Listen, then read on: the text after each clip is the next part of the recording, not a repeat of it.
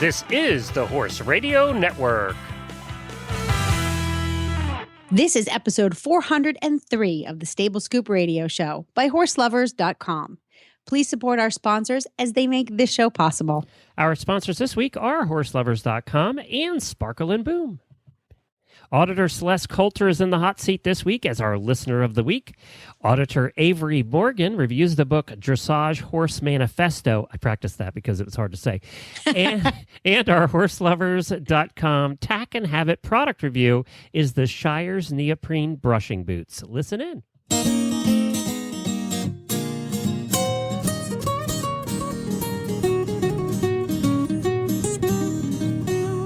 Welcome to the Stable Scoop, with weekly shows delivered right to you. With Helena and Glenn the Geek, live from the stable, it's every week. They bring you the news through hail or high water, while using their tails as their own fly swatters. So sit on down and laugh till you poop, cause it's time again for the Stable Scoop. Stable Scoop. The Stable Scoop. Stable Scoop. This is Glenn the Geek.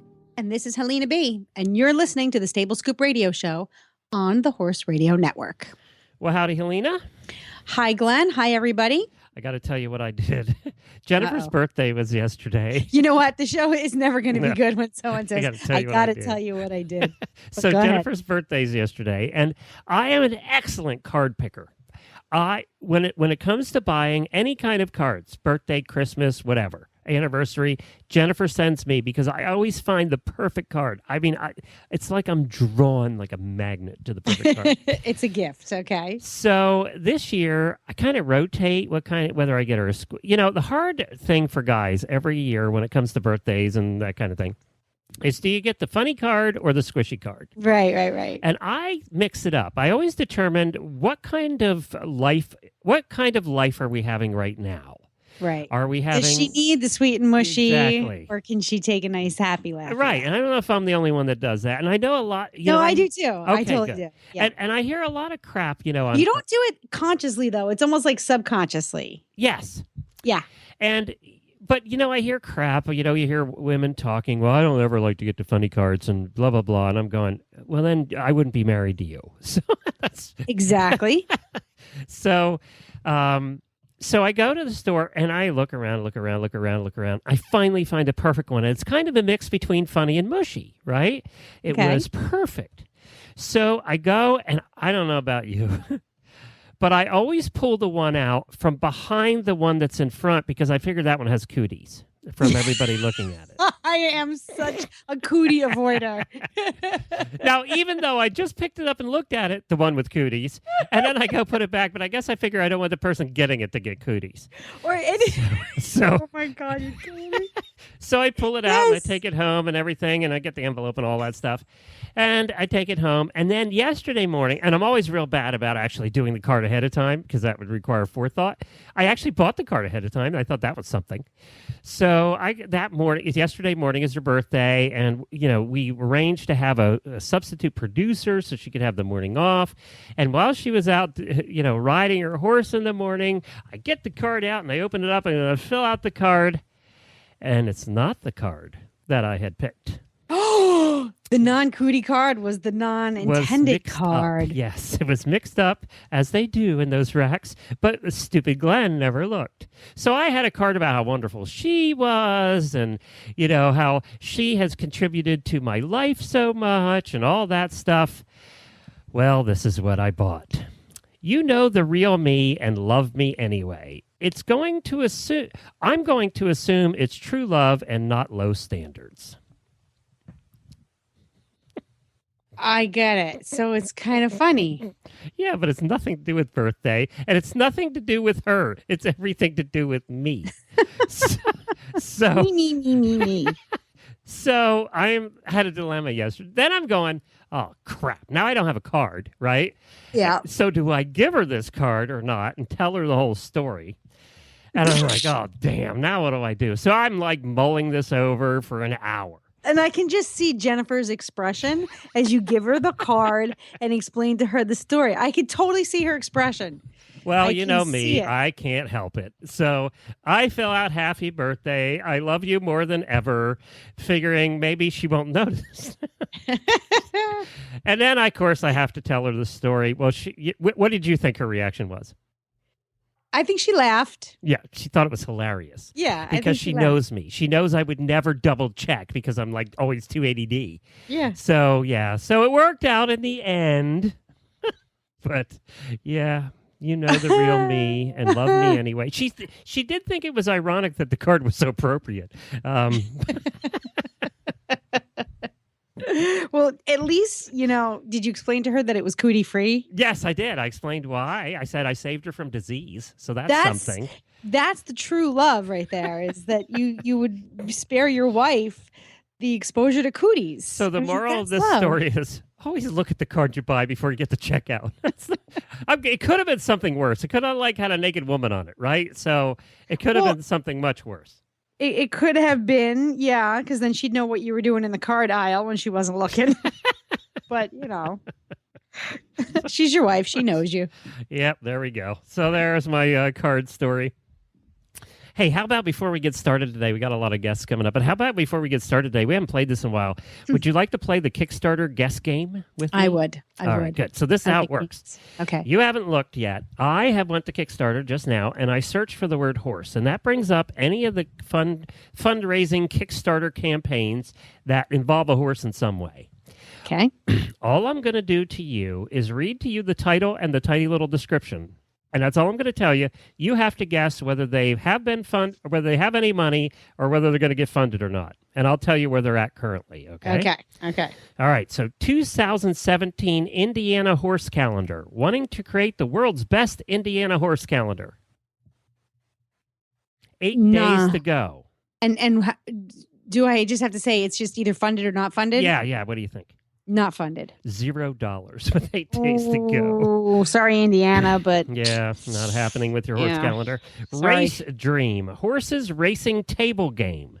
What could be better than playing a board game, a horse racing board game? Fun, and you manage your money and not go bankrupt. 20 days to go. Funded. Wrong. Really? $90 with 20 days to go. Oh, there's probably a racing game out there already. Yeah, or it was just boring. I'm not sure. Well, I'm not sure and then which. let me add, I think it should be funded because I think a racing game would be fun. No horses get hurt. Well, the problem is there's no drama because everybody in racing goes broke eventually. So no, you can make drama. It's like playing Monopoly or Life. You can make your own drama. there you go.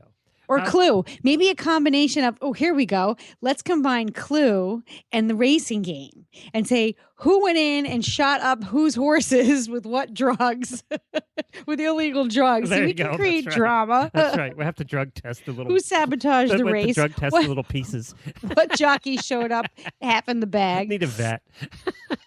We need a vet. You have to get the farrier out to change his little shoes. Oh, that's cute.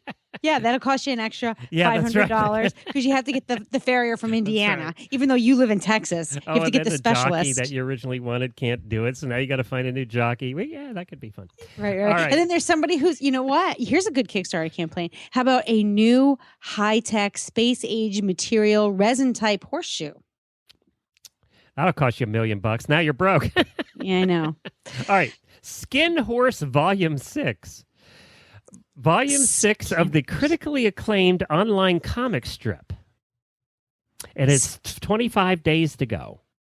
Skin Horse is the name of the comic strip? Volume 6. That's just, I don't know, sounds dirty to me. So Does. I'm going to say, yes, it's funded. 240% funded with $16,000 and 25 days People to go. are messed the F up. That's all I'm saying. I don't even know what it's about. I didn't look at any of these. I don't care. It sounds dirty. It sounds something like, It does. It sounds like something that horse people would not be interested in. Lead a Horse to Water. Female filmmakers got together to create a short film with a strong, independent female character. 21 days to go. Yes, I'm going to say it's funded. 9% funded with $4,200, which means they wanted a lot of money on this one. 9% funded. Wow, yeah. 21 days to go. They're going to have a long road, I think, on that one. Okay. Here's one, and I'm going to read it, and then you can guess what it is. Okay. Cairo Ride Saddle Interface. Turning your asymmetrical horse into a symmetrical base to place your saddle on. Using your asymmetrical horse to create... Turning your asymmetrical horse into a symmetrical base to place your saddle on. 45 days to go. Just started. What's the benefit? I have no idea. I didn't read any of them. I'm just giving you the... Oh, all right. And they still have 45 days to go? Yeah. How long does Kickstarter last? I think they're 60 days, some of them. So it's only 15 days into it. I'm going to say they don't have enough money yet. Like $0. Okay.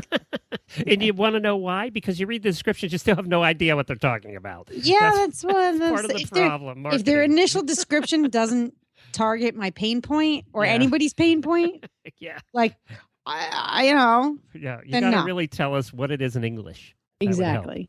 And what it does for us. Okay, now the next three, I'm going to give you three more. The next three have already done. They're through their campaigns, and you have to tell me. Actually, there's one more.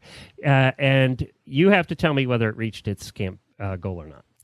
It's Horse World Online, a horse breeding game.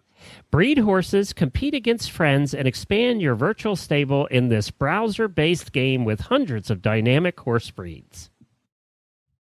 How many days into it? Or it's done. So you can tell me whether they made it or not. They were looking for $6,000. Funded. $6,300. You are correct. All right. Woo-hoo. I was surprised at this one because literally it's a game where the graphics kind of look like a kid's game where you do horse breeding, but apparently there's enough people interested in that it made it. Yeah. It's like a virtual Briars type of thing. You know, I like those model type miniature thingies. So good for that. Well, Grace still uses, do you remember Dream Horse? Not Dream Horse. Belisara. Oh, yeah. Yeah, she still logs on to Belisara. Really? Every once in a great while. Yeah. Huh. Yeah. That was a lot of fun. I spent a couple of times. I logged on with her a couple of times. How long ago was that? Years? I think she got her first one. She was like 6 or 7. And then, now she's 13. Wow. Yeah, she goes on a couple times a year. Huh. That's funny. Well, there you go. There is the current version of Kickstarter, the horse version. What's going on over there? Although I did get sucked into the Kickstarter hole and spent about an hour there looking at other stuff. So, and I might want to buy something. There's that ADD again.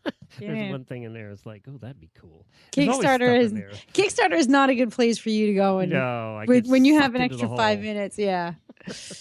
All right. Well, let's get to our first guest. We haven't actually. This is normally our fitness segment, right? Yes. But she's Rachel's on vacation eating food that's rotten for her. She's in Europe. Oh, she's eating bagels and baguettes and pastries, and she's going to come back fat, and then I can bust her chops. But then they're going to Sweden, and you know how healthy and beautiful they are in Sweden, so she'll probably be eating healthy and burn off everything she's trip. Yes, it is. We'll have to pick her brain and get the scoop from her on those travels. Sounds good. Well, instead of that, we have a book review for you done by one of our auditors. Our auditors are doing all our book reviews now.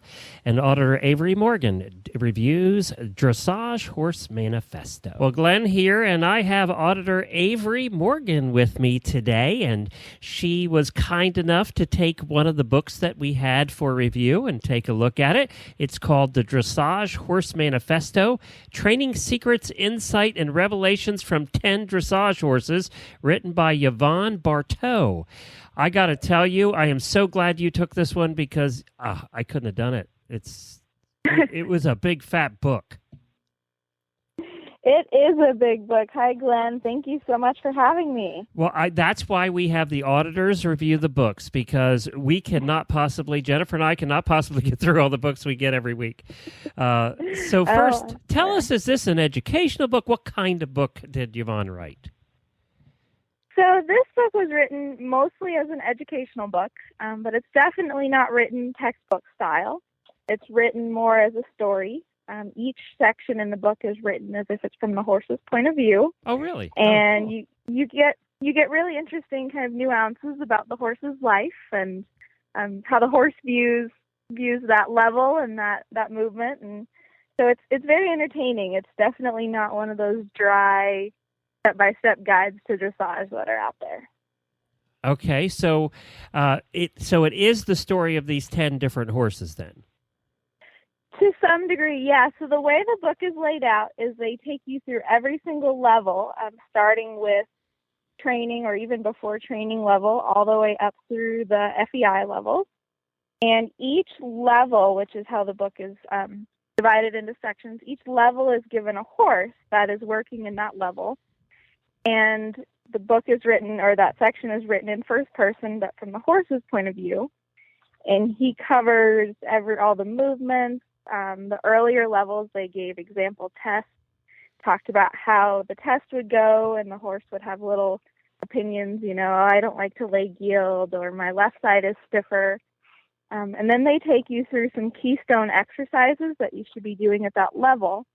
So for second level, they introduce some of the lateral work and some of the flying changes, and they go over some keystone exercises, and they take you step by step through that and how you would do it. So it's very educational, but not dry. Well, that's good. I mean, because so many of these books, I don't care if it's dressage or not, can get a bit dry. So I'm glad they added some things to that. Now, what were the points that you took out of the book and went, okay, I got this, and this out of the book? I think I definitely got a lot. I've been doing dressage for a number of years, but never at the higher levels. And so I definitely saw through the book the progression of how training level ties into the movements that come up in second level and so on all the way up through the FEI levels. And I think you don't get that in a lot of the dressage books. They'll focus on one level or the higher levels. So I definitely saw laid out the progression of what the horse who's showing second level is doing, and then they took you on up to third level and showed that how that movement they were doing in second level progresses into what they're now doing in third level. Did you that feel was my biggest takeaway? Did you feel that this is a book for anybody, or do you need to have a certain competency to even understand it? It is absolutely a book for anybody. They have an introduction in here, still from the horse's point of view, explaining what dressage is, what basics you need to have, how you should take care of your horse, how you should treat your horse. They talk about horse personalities and how every horse is different. So you really could pick up this book knowing almost nothing about horses and read it all the way through and have a decent understanding of even the FEI levels by the end. And we always ask, is there something about the book that you didn't like or you would have changed? Or I can't really think of anything that I didn't like. I was actually a little surprised by it being in the horse's point of view, and at first to me that was a little strange, but as I read through it, I actually kind of liked that. So I really can't think of anything that I don't like in this book. Okay, we use a 6-flake bale of hay as our scale. How many flakes do you give this book? I'm probably going to give it a six. Wow. Flake bale. Yeah. Wow, very good. It's called the Dressage Horse Manifesto, Training Secrets, Insight, and Revelations from 10 Dressage Horses, and it was written by Yvonne Barteau. And you can get the book at horseandriderbooks.com. It's a Trafalgar Square book, and we thank Trafalgar for sending it over. And I especially thank you, Avery, for doing that for us. Now, the auditors, the ones who review the books and some products for us, why do you like being an auditor? If you're talking to people out there who are not auditors but really like the Horse Radio Network, what would you tell them? I love being an auditor because I think I really have almost the inside scoop. Being on the Facebook page, I get to see kind of what's happening behind the scenes, and I just love supporting a cause or a thing that I enjoy. So that's why I enjoy being an auditor. Well, thank you for that, Avery. We appreciate it. Well, thank you, and thank you so much for the book. Well, it is fly spray season, everybody, so you want to make sure that you hop on over to horselovers.com. I wanted to see how many fly products they had, and I don't know about you up there, but the flies are out in force down here. Matter of fact, this is worse than almost any year we've lived here. You know, my face flies are out today, and it's still only like 66 degrees here. It's still fairly chilly. I'm really surprised that the face flies are out already. And we're coming into love bug season, too, so that's always fun. What do the love bugs do? What is that? What's a love bug? These little bugs that fly around and very slowly and mate while they're flying around, so they're always connected. That's why they're called love bugs. Oh, okay. They're bugs having, whoopee while they're flying around, and they smash on your windshield, and they're made of glue.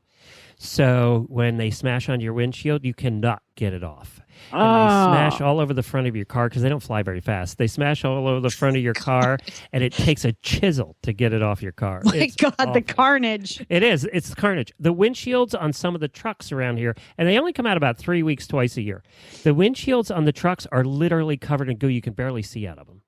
And the thing that gets them off, believe it or not, is you take a unused dryer sheet. You get it wet and you rub it on the windshield, and that's about the only thing that can take it off. One thing you do not do is use your windshield wiper fluid and your windshield wipers, because all that does is smear it everywhere. Oh my God, that would be me. We've tried it a few times. It doesn't work, trust me. The only thing we found that really takes it off all over the car is dryer sheets. Interesting. I don't know why. That's good to know. See, tune into Stable Scoop and get your love bug tip. But anyway, they don't sell those dryer sheets at horselovers.com. But I did search fly. They have a great search engine on their website. I searched fly. And you want to talk about products. You know how they always say that they have the largest selection of any online tack shop. Yeah. Well, there are 48 pages of fly products. So, yes, I would say that they have quite a selection of masks and fly sprays and fly armor stuff and sheets, just everything you can imagine for horses and for dogs, just everything. So I got to tell you, if you're in the market, you're looking for fly protection this season, you definitely want to head over to horselovers.com first. A lot of people use the fly mesh boots. We've never used those, but I know my sister-in-law uses them down here in Florida. I've used them. I love them. Yeah. I haven't used them lately because we've had the types of flies are a little bit different. Depending on the weather pattern, like you said, the crops of flies that come out or that are prevalent seem to change a little bit. They definitely change throughout the year, and then also from year to year, depending on what kind of winter we had.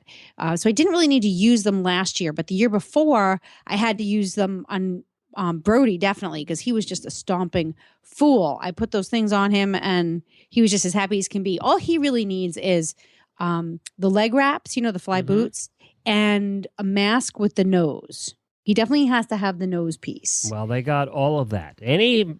Kensington, the Professional's Choice, Duramask, just goes Rainsman, just goes on and on. Shires, all kinds of things.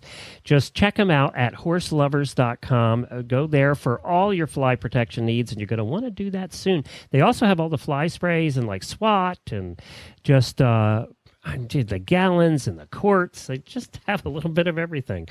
And also, I don't know if you noticed, but I've been posting their sales on our Stable Scoop Facebook page. You want to keep an eye on that. Right now, they have going on a big sale on 60% off on not everything, but a ton of Outback trading products. So coats and shirts and all kinds of Outback stuff, which I love. I have all kinds of Outback stuff, and it's always expensive to begin with, in my opinion, but 60% off, you can get a deal on it right now at horselovers.com. So head on over there and use HRN as in the checkout to get 10% off your next order as a coupon code HRN. All right, let's head over right now to our listener of the week. Neil, cue the music. It is the year of the listener. And now, our Stable Scoop listener of the week. Well, as I said, our listener of the week this week is somebody that I've met several times, probably more than most listeners. She's an auditor. She's an all-around terrific person, and she's cute as a button. And that's Celeste Coulter, and she's out of Virginia. Hi, Celeste. You're so sweet, Glenn. Yeah, that's going to end. So That's true. butter them up Welcome in the beginning, Celeste, and then Welcome take them to the down. family, Celeste. There's room I under the see bus. how I'll it make you a goes. bed. Thank you.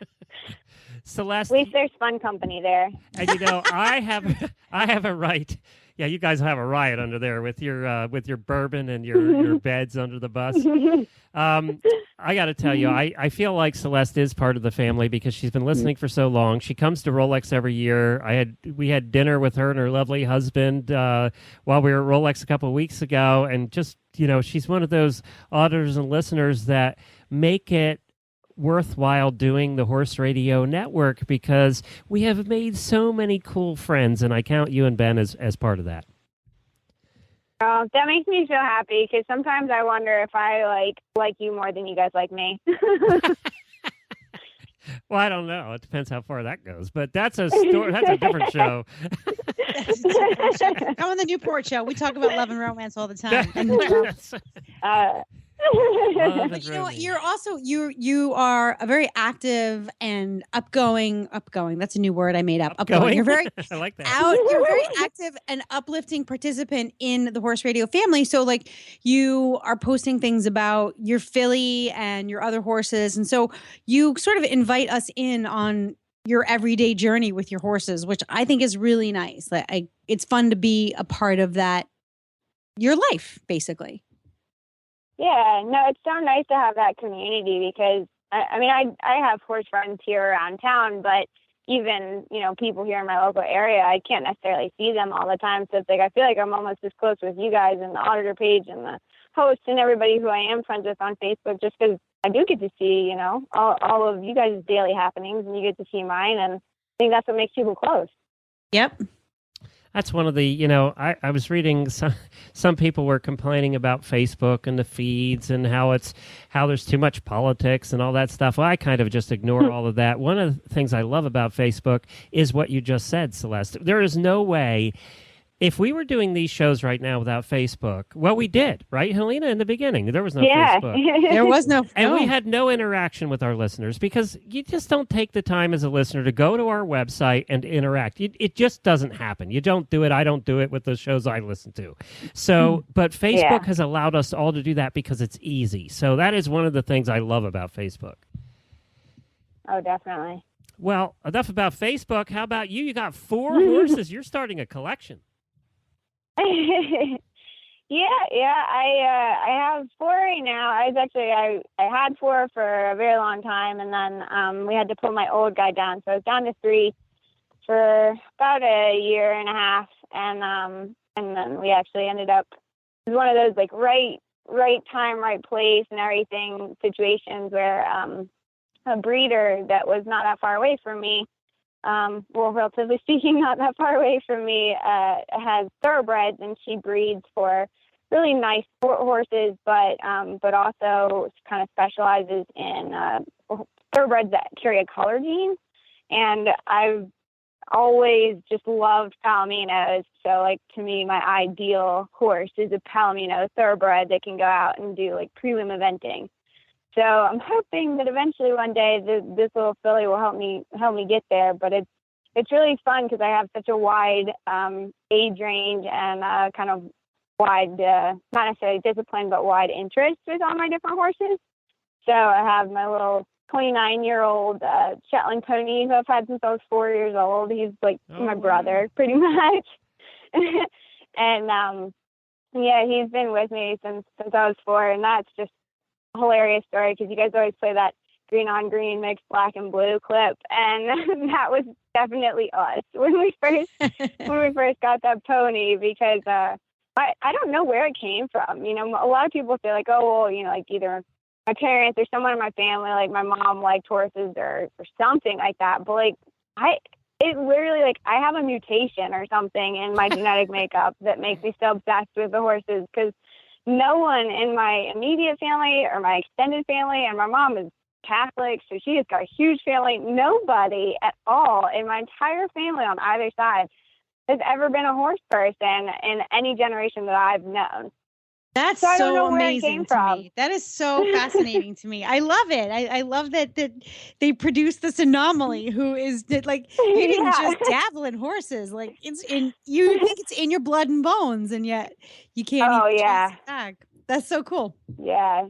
It's so weird because, like, I mean, it's so funny. I saw, like, a long time ago, I mean, back, when we still had VCRs and the big, huge honking, like, cassette recorders that you carried around, camcorders. And we had one when we were little. And it's just funny because at some point my brothers and I were going through like the old home movies. And in the background of, like, my oldest brother's, like, 10th birthday party, you can see, like, little 1.5-year-old me.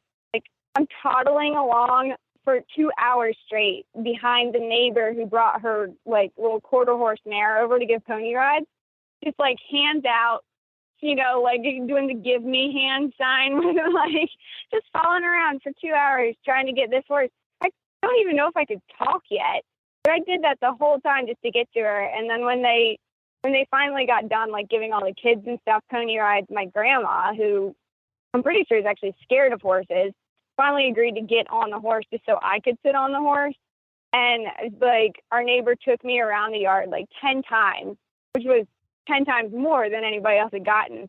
And when they tried to stop and get me off, I just screamed bloody murder. Like, I would not have it. All I wanted was to stay on that horse.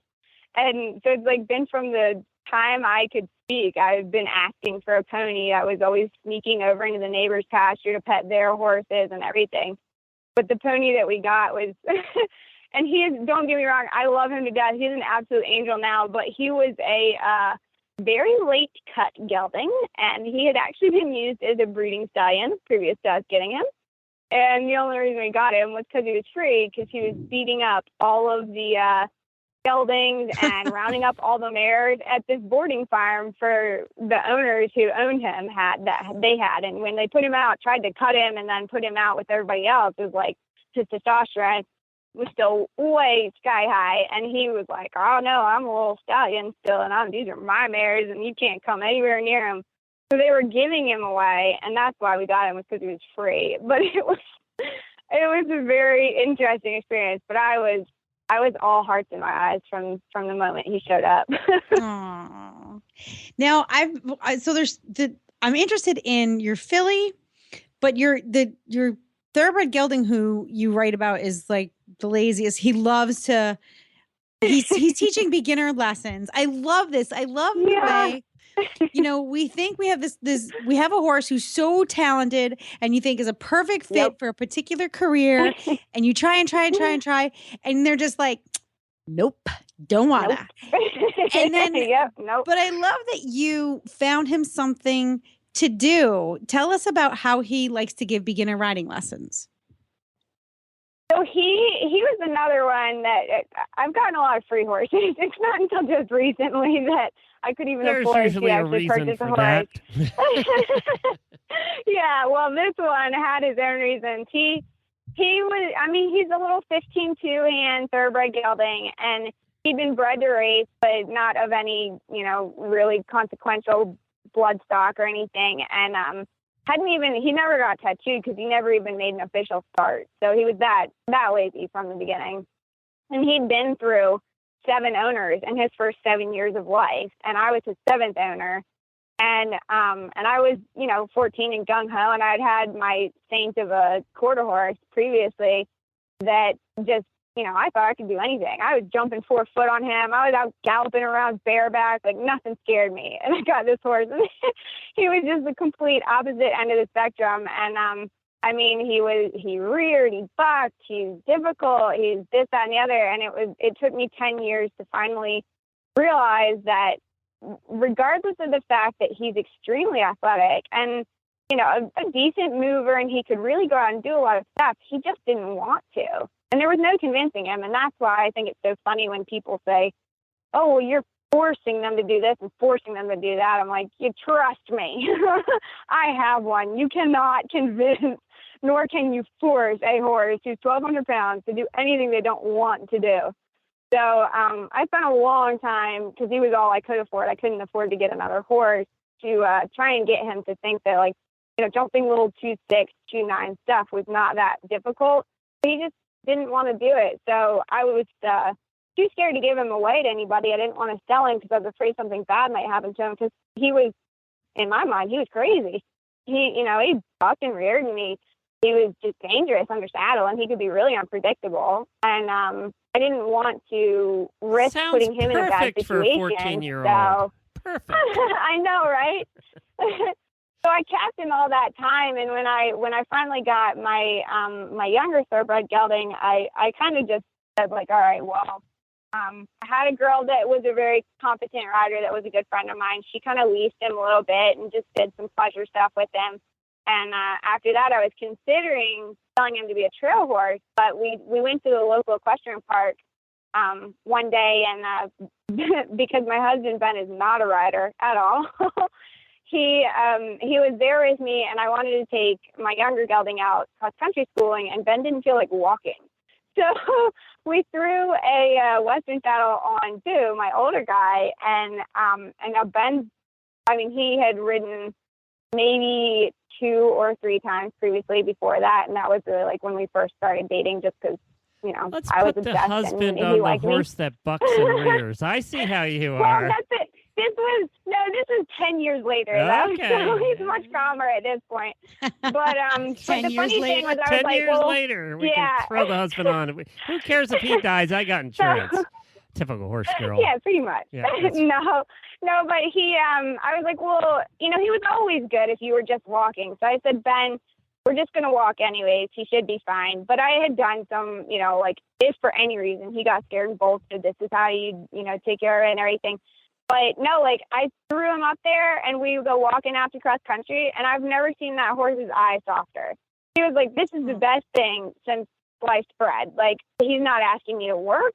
I don't even have to trot. Like, I don't have to do anything hard. And he just absolutely adored it. And I was like, this is a different horse than I thought I knew. So I had some, Ben ride him a couple other times and everything. And then I had some other friends who were just sort of advanced beginners come out and ride with me. And I was like, you know what? This is it. He's been trying to tell me all this time that this was the route he wanted to go, and I just was too knuckleheaded to listen. I can relate so to once that. I did Fat start and lazy. listening, I can relate to that. Fat he's and lazy. he is fat and lazy. I'm a kindred spirit with this horse. Yeah, he is very much that way. But now he loves it. I mean, he takes great care of beginners. He does, like, he's so, and all horses I think are this way, but he's so adept at just, pushing them just enough to make them grow, but not pushing so hard that they get uncomfortable. And like now he never bucks, and he never does anything bad with them. But if I still get on, he's like, oh no, we're fighting today. Oh God, don't you hate it? He has a Celeste complex. He does, yeah. We have kind of a bad history together. So that's why I just don't even ride him anymore. I just have him give lessons because the two of us are like fire and gasoline together. But he's great as at Dr. the job Wendy he would prefers. say, you're probably both fires, and 2 fires don't match. Probably. Yeah. That's how I was. Hey, But sometimes you do just want to hop on this amazing horse who just kind of packs people around, and you're like, yeah, I might like that for a half hour or so, and then you get on his back, and he's like, nope, I have other plans for you, and you just can't do it. And it's a little frustrating. I mean, it's nice that you found him a job and he's happy, but sometimes I don't know. That's how I felt. I was like, yeah, like my horse, he's, you put beginners on him and he will do anything. He's forward, he's happy, he's light, he's fun to ride. And I get on him and he wants to bulge at the shoulder, cut corners, scrape my head off on the tree branch. And I'm like, I got to put big spurs on. Exactly. Thanks a lot, buddy. I love you too. Celeste, I only feed you and take care of you all day, every day. Right. Celeste, we have to get to your speed round, but there's one other thing I wanted to talk to you about quick, and we'll have to keep this the Reader's Digest version. But your other thoroughbred you got, which you thought was going to be your super event horse, ended up getting very sick and determining that it was chronic Lyme disease, which I know a little bit about. Yep. And I know you fought that battle for years. It cost you a fortune, didn't it? That particular battle with this Yeah, horse. definitely a small fortune for sure. Yeah. And how is he now? What do we have going on now? He's doing pretty good right now. He finally got cleared to go back to full work in February of this year. So it's only been a couple months, but he was out of work, almost entirely out of work for close to a year and a half. So we've got a lot of fitness and everything to get back caught up on and all that. So he's mostly just been hacking, doing some light ring work, just starting to kind of get him into a program where he's up to riding 30 to 45 minutes, a lot of hills and everything to try and build his hind end back up. But he honestly, I got the horse for $500. He's cost me a fortune now, but it's the best money I ever spent because he looks better and feels better than he's ever felt before. And at 8 years old, he's just finally quit growing. He's like monstrously large. But it's just amazing to see kind of that change in him because if you ask me, he's had that Lyme's disease since I got him off the track at 3. So he's been dealing with it a long time. And he's always going to have a little bit of something. He'll never be 100% probably. Yeah, exactly. Yeah. So now we're just we're trying to, I have him on a lot of the Omega Alpha supplements and everything. I talked to Jeff at the rep at Rolex last weekend and everything to try and get some other ideas on what we could do to really get him back on par. But, I really do think he can go out and do a lot of stuff now, but we just have to be sure that we're giving him as much preventative maintenance as we can afford to do, just to be sure that he can last as long as possible. Because, we don't know exactly how long. We only know it's been more than 5 months that he had the infection. But I felt like the problems he was exhibiting, he's been exhibiting since I got him. So that would be 5 years since I've had him, that he's been dealing with it, which means he could have had it almost his whole life. Well, I wanted to mention to everybody that I did an interview for the top podcast for Lyme, and this is Lyme and People, called Lyme Ninja Radio. And they do a good job. I listened to their podcast. If you have Lyme or you have family that has Lyme and you're dealing with it either with people or with horses, we actually talked about horses a little bit. That's why he had me on, was to talk about kind of the animal side of things. But he's cool. He's actually he does Chinese medicine and acupuncture and things. And I think had Lyme and then started this show. So that'll be coming up. I'll put a link to that when it comes out that everybody can listen to it. Helena, that show we did on Lyme and People is still the most listened to episode we've ever had. So it's a topic that really concerns horse people for sure. And it's not going away because we're not really going to be able to get rid of ticks. So it's going to always be there. Before we get into the rapid fire questions, tell everybody what kind of cool job you have. It's an interesting job because of who I work for, I think, more than a cool job because of what I do. I'm the finance manager for a minor league baseball team here in our area, and it's a minor league affiliate of the Boston Red Sox. There you go, Helena. It's really cool getting to learn about kind of, how baseball works on the backside that nobody sees. There you go. Isn't that a cool job? That's fun. And, and I'm always amazed at what kind of smart people we have listen to our show. It still amazes me. People tell me, I'm a doctor, I'm a lawyer.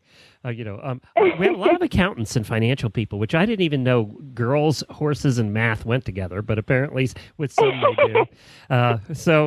Cool job. And she gets to do some fun things working. Minor league teams are more fun than major league teams, I think. I've heard the games are more fun. They do stuff less politics, less money. They do cool stuff with the audience and all kinds of promotions and I love minor league hockey because they go overboard for their audience. It's a lot of fun. All right, rapid fire question time, Helena. Here we go. Okay. Question number 1, Celeste. What is your favorite food? Definitely got to be homemade mac and cheese. Got your carbs, you got your cheese, best of both worlds, Now you know why fat I like carbs, juicy, cheesy, saltiness, delish. Okay. What's your least favorite food?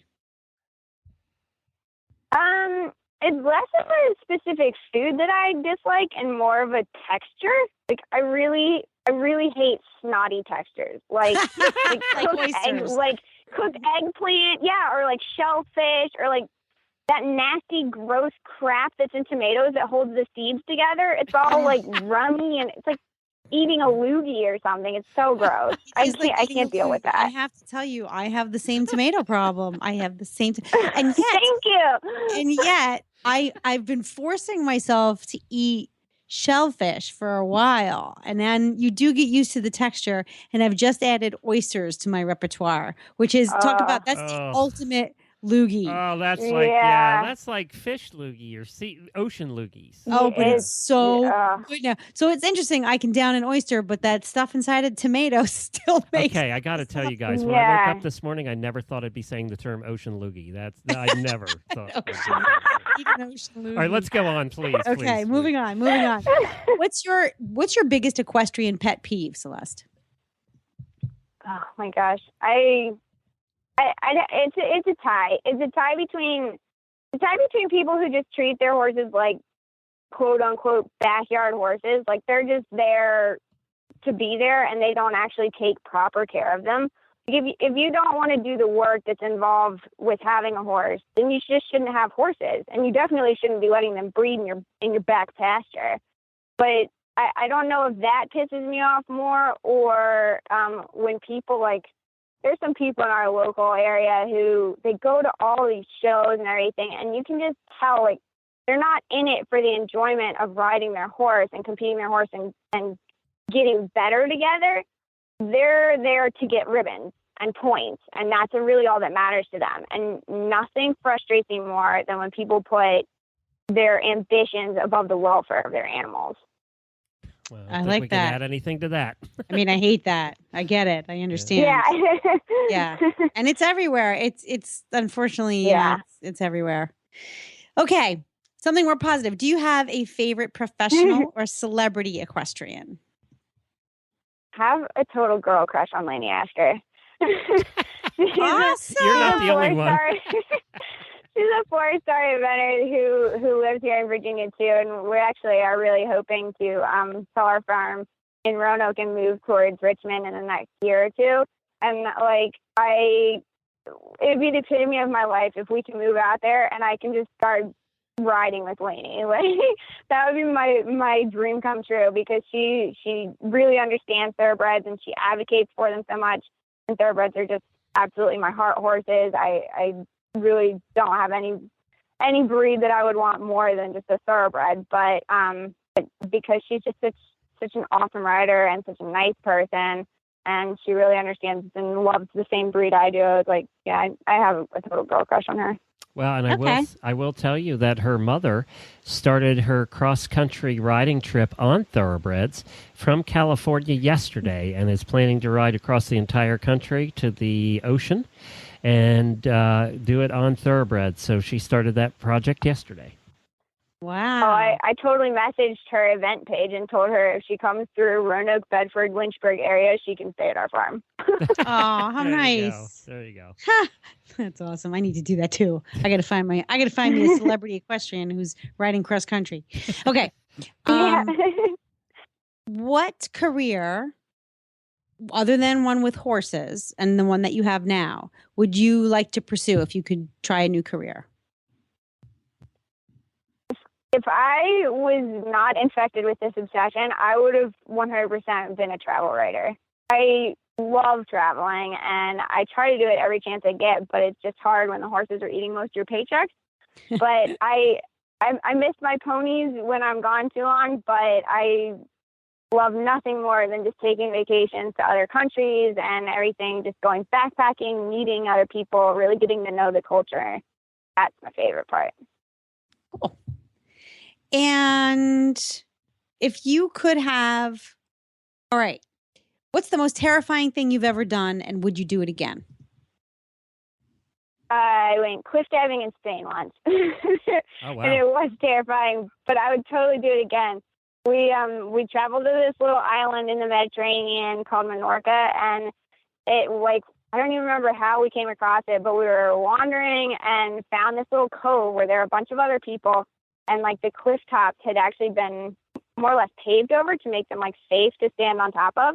Just jump off the top of this cliff into this cove, and like the water's crystal clear. It was amazing, but terrifying. Like that second you step off, like, oh my God, why did I do this? Yeah. What did but I afterwards, do? it's like it's like the best, like most thrilling thing ever, and it's a great memory. I would totally go skydiving too, but I'm sure it would feel the same way. Like, why did I just throw myself out of an airplane? But after you hit the ground, you're like, this was amazing. You know what's funny? There's people out there who like throw a leg over a 1,200-pound horse, and they're like, "Why did I just do that? What the heck did I just get myself into?" And we're like, "La da da da da da da." You know, Yeah. perspective is so interesting. Okay, moving on. Last question. If you could, I'm going to ask this question about your Shetland gelding. If you could ask him one question and he could answer, what would you ask him? Oh. Is this my pony? Yes. Your lifelong Can pony. we work out some kind of code so that we can talk all the time? Oh, that's great. That's the best one ever. That is the best one ever. Stomp twice if you're mad. Can we Swish your work out- tail once. Yeah. Oh, no. He knows how to tell me when he's mad. His cute, tiny little button ears go straight back. Oh, my gosh. That is the cutest answer ever. Oh, my God. Okay. That's a wrap, my dear. Thank you, love getting Celeste. to know you more. This has been fun. Definitely. This has been fun. I hope we keep seeing you at Rolex every year. Oh, yeah. No, that's the plan, annual trip. Sounds good. Thanks, Celeste. And thank you, Celeste. Bye, Have a guys. great day. Sparkle and Boom is a marketing company catering to small and medium-sized businesses. Their goal is to add some sparkle to your marketing in order to get some boom in your bottom line. They do it by engaging your target market with an elegant style and genuine message, a message that shines a light on what's appealing, unique, better, and awesome about your business. Sparkle and Boom can help you to reach new customers with a message that is both meaningful and effective at driving new business. Click over to sparkleandboom.com for more information. That's sparkleandboom.com. Now it's time for Tack and Habit.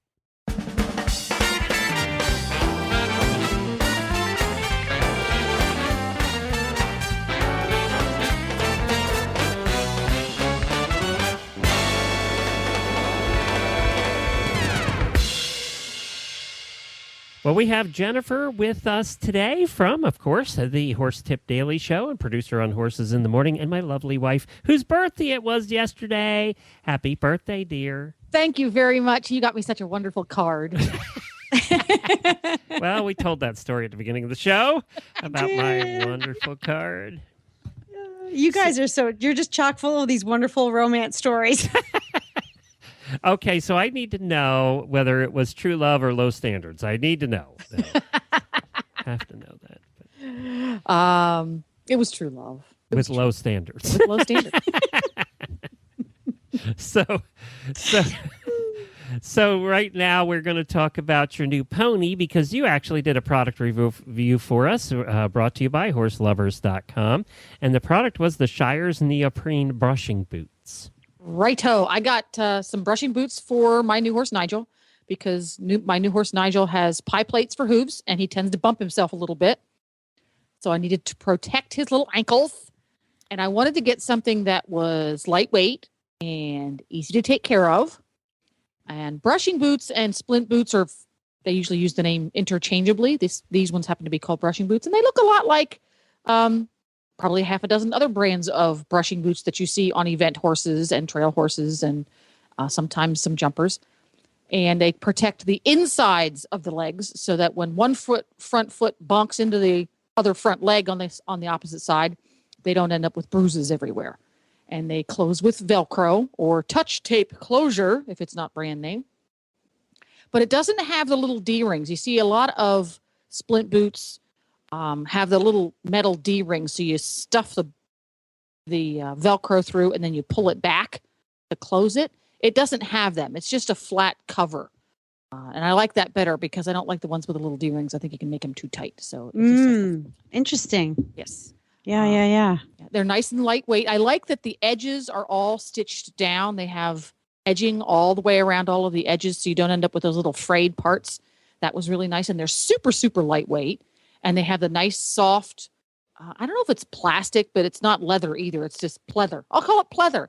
It's nice soft pleather strike plate on the inside, which is durable because when they keep bonking into it, if you have something that's made of suede, which you see a lot in the cheap ones, the suede just tears and then where are you at? Yep. Or if you get the really fancy schmancy support ones, there's no strike plate at all, and then you tear up your expensive boots. So this is just perfect so that it protects their legs and the boot is durable. There you So go. have you put them on him yet? Yes, he has been wearing them when I ride. And every once in a while, especially if I'm walking beside him, I can hear it go swoosh when he bumps into it. Yep. So it's doing its job. You can hear it. It's doing its job. I always love it when you put these nice boots on your horse and there's never a mark on the boot. Probably because you didn't really need them, but he does need them. I'm starting to see little scuff marks on it where he bumps into himself with his front feet. So I'm very pleased with them, and they're very easy to use. It's just flat Velcro, simple to use. I got the boring old black kind because they didn't have any of the fancy colors in stock for me, so I had to get the black. Which you would have gone for the fancy colors. I totally would have. I know.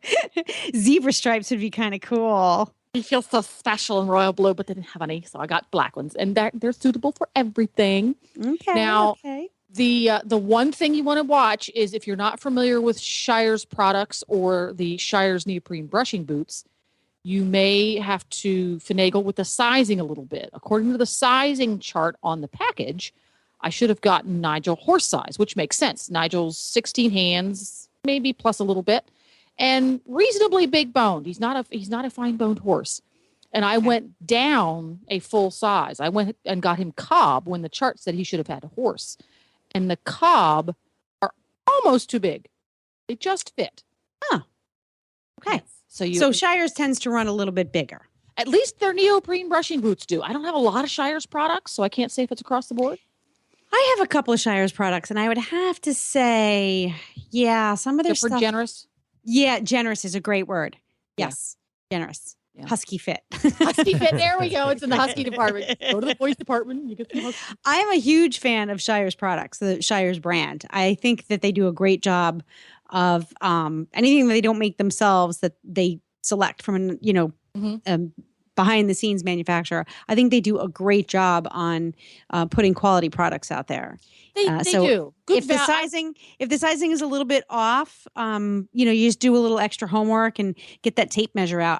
I'm anything I buy now, I have to compare against whatever I've tape measured to my horse. Yeah. And if they don't put, if they just say it's horse size or cob size, I'll actually call or text one of the customer service reps and say, can you just measure a cheek piece for me? Or, so you can't. Yeah, I've done that with horse lovers before, where I used their handy dandy live chat. Yeah, and they've been very good about it. It's like, sure, hang on a second, I'll go check that out for you. So attitude there. The height part wasn't where the issue was. It was the diameter part. Yeah, as big as he is, he's not that big a diameter, right? No, I would say he's very average when it comes to your modern thoroughbred. He's not particularly light boned. I wouldn't even call him particularly heavy boned. Which are the size of medium pizzas. Yes, they are. Yeah. The pizza pan. So I think he's very much in the middle.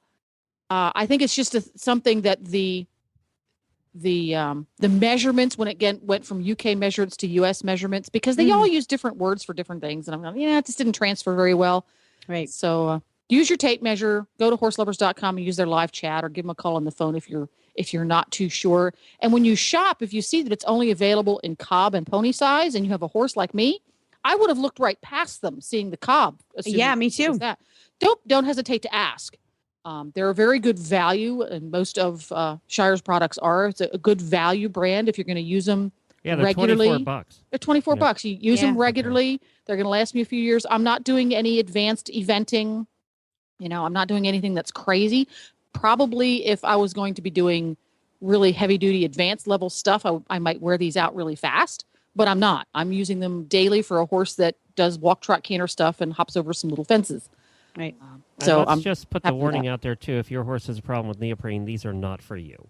These Right, because they are made of neoprene. neoprene, Yep. and which is pretty typical. Right. And obviously, in the name, they tell you just that. Yep. But the nice part about neoprene versus fleece is the sand doesn't get stuck in there. They're Yeah. really easy to clean. I just take a hose and hose them off, and they dry very quickly. I love that about neoprene. I Yep. do. And it's easy to work with. It's malleable. So it's even good, I think, in the wintertime here when it's super cold, Good or just point. chilly or whatever, whether point. it's, Yeah. they just, I like the way that you get a nice tight fit. So you're Yeah. less likely to get crap in there, junk. Right. You know? Yeah, the strike plate is made of a soft pleather versus the hard, crunchy plastic one. Yeah. Which has a lower impact protection, but it's also very malleable. And like you said, it gets a really good fit around their leg. And now if you have a horse that really needs that extra strike plate protection, you might want to go with a plastic type. But Right. these were just perfect for what I needed for everyday use, protect his little leggies from himself. And I'm just pleased as punch. And you can find them at horselovers.com. We'll put a link in our show notes to the product, but you can just go to horselovers.com and search for Shire's neoprene brushing boots, and they'll come right up at $24. It's the right price. Thank you so much, Jennifer. Of course, you can hear Jennifer at horsetipdaily.com. She's over there doing tips all the time. Thank you for joining us. You're welcome. Thanks, Jen. Bye. Well, I see everything is going well, Helena, over on your show. It's going very well. Yeah, we've got a lot of great activity over there. It looked a little fishy on this episode, though, I got to say. Well, the last episode was about oysters because there's a big oyster festival coming up in Newport in the middle of this month. But the one that you haven't listened to yet is about a really luxurious day spa called you the get to go? Bodhi Spa. I did get to go. I did get to go. But This gig has some nice benefits to it. well, no, the going to the spa was a gift certificate from Buck's mom. She was Oh. kind enough to get me a gift certificate to the spa, so I went and tried it out, and I loved it so much. I decided to get them on the show to talk about what it I takes. think I saw the picture you took of the girls standing in front of the sign. Yeah, they're sisters. Oh, It's a they're really cute cool. as a Dickens. They're really cute as the Dickens. It's really, it's about their spa, but it's also about, their relationship as sisters and how they started this business and how they That's support not one always easy. another. No, it's not always easy. And, when you're in the business of making people feel good, there's a lot of pressure, and they have this unique thing called the water journey. So there are these like spa baths, which are a little bit different than your typical, get your hair and nails done. This is a little bit more intense, a little deeper therapy. It's a very cool place. Very cool. And you can hear all about all things Newport over on That Newport Show, thatnewportshow.com, right? Yes, sir. Or search on any of your podcatchers or podcast players. Just search for That Newport Show. Mine automatically updates. I use Pocket Casts I use Pocket Casts for my app. And I have all my shows. I really like Pocket Cast. It works really well. It's like $3 or $4, but I love it. I think it's Now, why great. do you like that? But see, I use Stitcher Radio. Why do you like Pocket Cast? Pocket Cast's kind of independent, and also I like the interface with the player and how it pauses and everything. And Okay. It interacts with the phone really well. Okay. So You have a Droid, right? yeah, I have a Droid, and Yeah. I've played with everyone out there, and I just like this one the best. I haven't never been able to find one that I wanted. That it really uses the iTunes. It gets all this information off of iTunes. Yep. Okay. So everything is here. It works well. I just like it. I just Cool. like how it works. I like Cool. how it's laid out too. I got me. I need something simple. I'm ADD Yes, kicks in. I'm I trying know. to fool around. So you can find the Stable Scoop Show and all of the past episodes at stablescoop.com. Get the app for Horse Radio Network, HRN app, iOS or Android. And I will say that the Android app has been updated now. Both of them are. So whether you have Apple or whether you have an Android, the app is updated. All the new shows are on there. We have 10 shows now on there. And also the live feed. So you can listen to Horses in the Morning live on our own app. It's free. It's easy to use. Plus any special events we do like Radiothon, you'll be able to listen to on the app now as well. So we're trying to upgrade that little bits at a time as we go along here and make it better for you guys. You can find Helena at horseradionetwork.com. and sparklandboom.com. Sparklandboom.com, that newportshow.com. Yeah, there. I'm Why don't all you give over them the all? darn Yeah, place. just give them all out there, Helena. Hey, Why but not? if you can't remember all that stuff, you can always reach me at horseradionetwork.com. And many thanks to this week's sponsors, of course, horselovers.com, so horselovers.com and Sparkle and Boom. That's it for this week. That's plenty, but there will be more next week. Until then, happy scooping.